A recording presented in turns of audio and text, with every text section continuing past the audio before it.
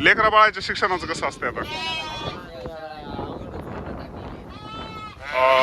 जिकडे तिकडे हॉस्टेलला आई वडिलांसोबत नसतात म्हणायचं, आजी आजोबा कशीच असते त्यांच्या. कारण की आपल्याला कुटुंबाचा उदरनिर्वाह करण्यासाठी 4 महिने असं दुसऱ्याच्याच गावाला राहायचं आणि 8 महिने पण दुसऱ्याच्याच गावाला राहायचं. त्याच्यामुळं यंग पिढीनं शिकायला पाहिजे. तुम्ही शिकलात का शाळा? शाळा शिकून पण नोकऱ्या लागत नाही. त्याच्यामुळं दुसरा इलाज ठेवला नाही सरकारनं आपल्याला कोणालाच. लोक म्हणतात सरकारला का भांडतोस, सरकारला का बोलतोस. ही कंडिशन आहे. 12 महिने घरी राहायचंच नाही, गाव सोडून राहायचं. आणि जरी शिक्षण केलं तरी नोकऱ्या भेटणार नाहीत.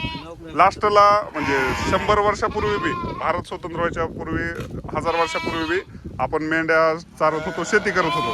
सरकारनं आजही तीच पाळी आपल्यावर ठेवली आहे. कारण जे पैशावाले आहेत, जे मोठे लोक आहेत, नोकऱ्या त्यांच्याकडेच येतात, आपल्याला नाहीत लागत.